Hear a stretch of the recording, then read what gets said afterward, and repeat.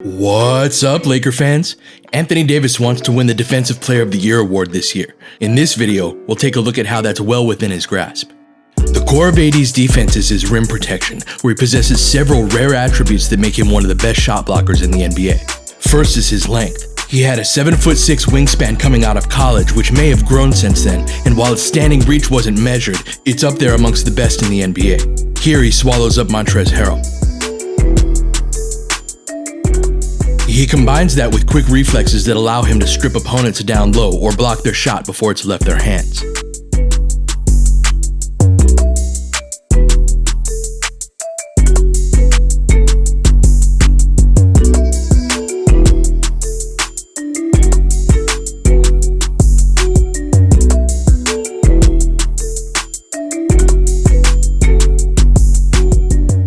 On this play, Jalen Brunson rejects the screen and has a clear path to the basket after JJ Barea slips on the ghost screen. But AD is able to quickly react and drop down from the free throw line to meet him at the rim.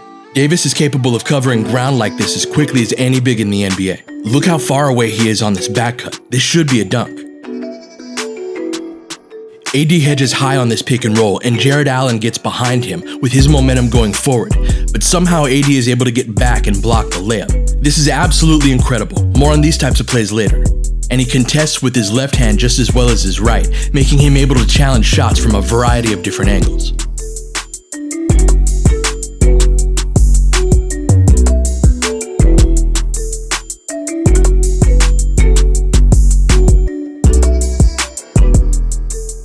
His rim protection allows guards to be more aggressive on the perimeter, both on the ball and off of it. Expect ball pressure guards like Avery Bradley, KCP, and Alex Caruso to take advantage of that.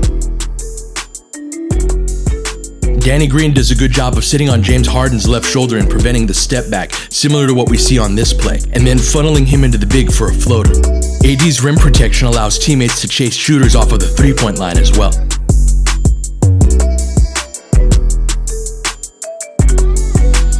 And even beyond intentional strategic decisions, AD cleans up a ton of mistakes from perimeter players that would otherwise be an easy shot at the rim.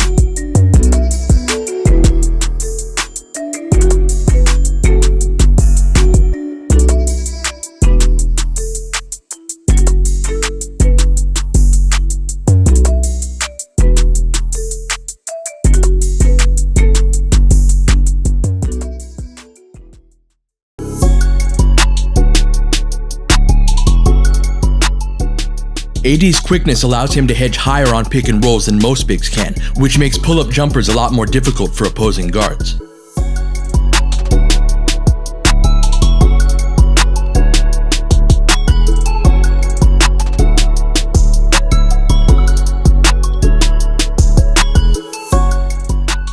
This frequently leads to AD discouraging pull-up threes altogether.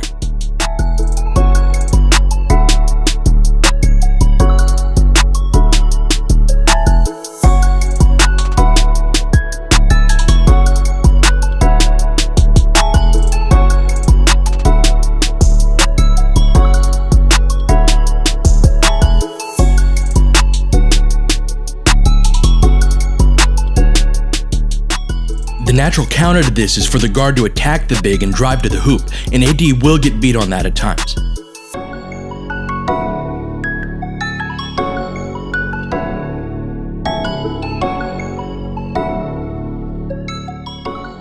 But he wins enough of these battles with his quickness and recovery speed to make this a viable option for him.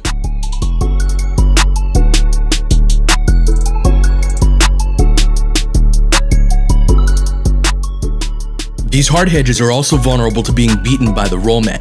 Weak side rotations have to be solid to prevent open looks.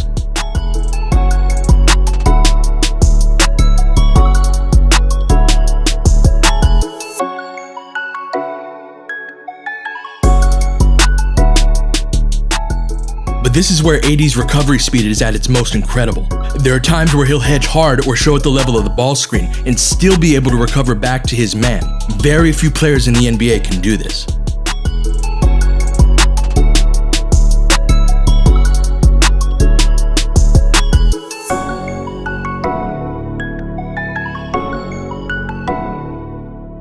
He'll also deflect pocket passes on these with his quick reflexes.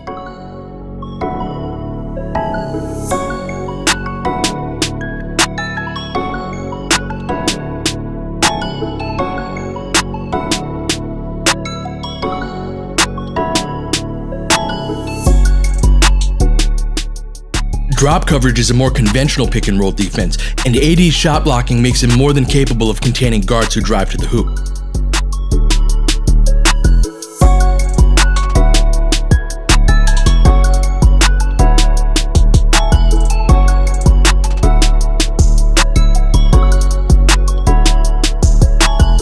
These are vulnerable to pull-up jumpers though. On these two plays, you see the distance between AD and the shooter, and that's always going to be the case on drops, especially if the defensive guard doesn't provide good back pressure.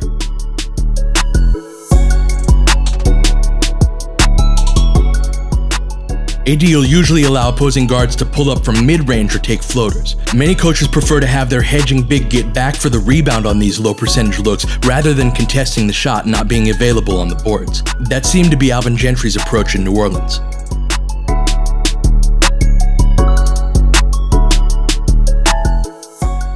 These drops are even more conducive to AD recovering back to his man than the hard hedges are, so he typically needs less help from the weak side tagger than most bigs do.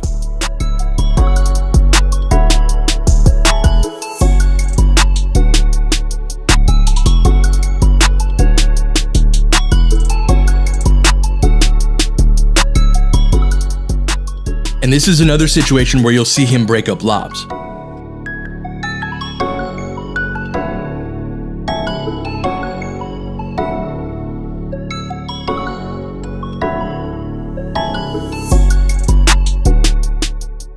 And he'll disrupt those pocket passes on drops too.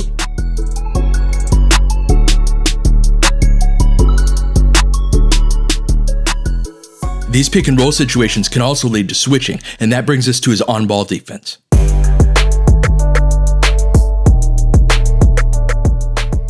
While he'll get beat on the perimeter from time to time, he's capable of sticking with some of the best guards in the NBA. This is likely why his on-off numbers are better at the 5 than they are at the 4. Switching largely negates a team's screening ability, so if your 5 can do this, it really shuts down the options that the opposition has.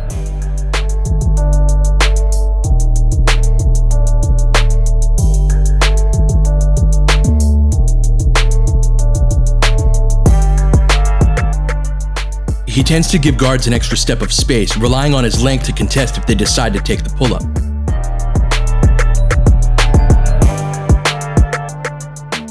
But sometimes he sags off too much, and that'll allow an open shot.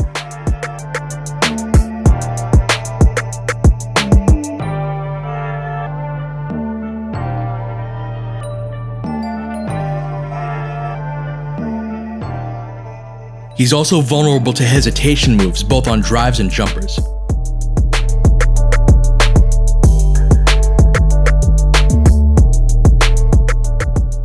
But he'll exploit the weaknesses in a perimeter player's skill set. If a guy can't dribble, he'll pressure them and not let them get a quality shot off.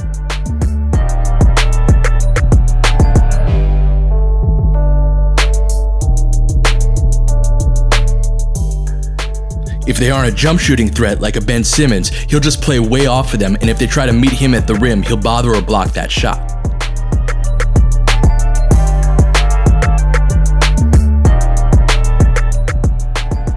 AD also uses his length in ball pressure situations to get a lot of deflections.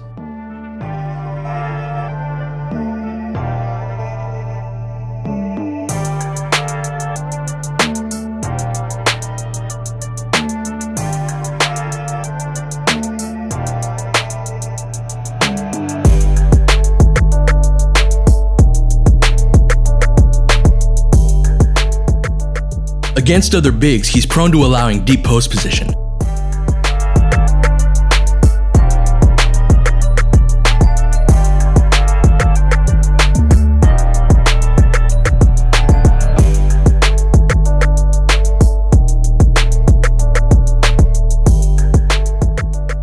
But if the post touch is a little farther out, he uses his quickness to beat bigs to the spot and cut off their angles to the basket.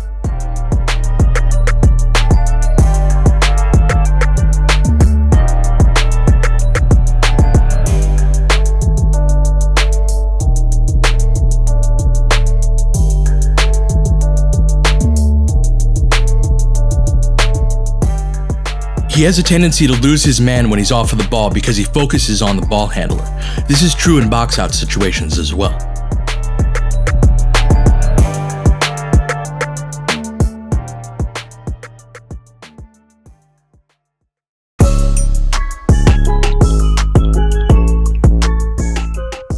AD is exceptional at defending short rolls, so if you want to blitz or hard hedge the ball handler with two other players, he's a fantastic last line of defense.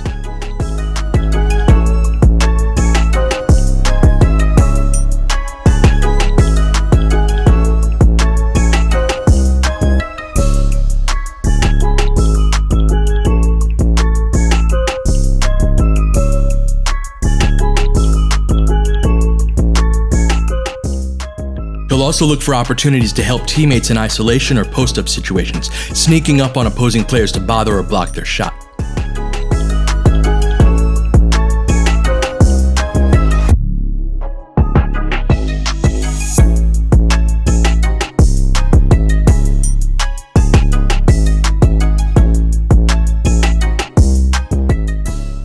He'll dig down and reach in on dribble penetrators when he's one pass away, and he'll often get the strip.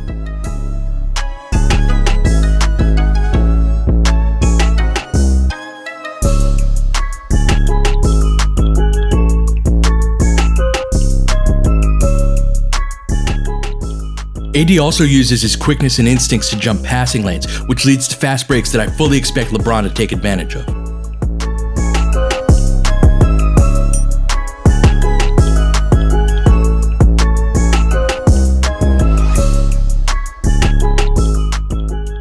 Lastly, his closeouts are generally excellent, in large part because he can cover so much distance in such a short period of time.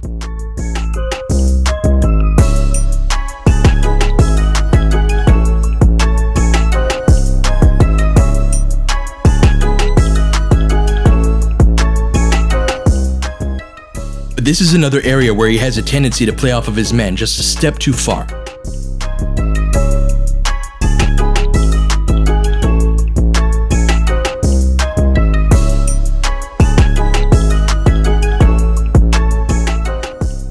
I recently asked Laker fans who they thought was the best defender the team had ever had. If he sticks around and stays healthy, Anthony Davis might end up being the answer to that question.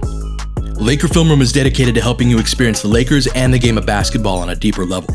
If you'd like to support the work that we do, please click the Venmo or Patreon link in the description below. Alright, that'll do it for this one. I'll catch you guys next time.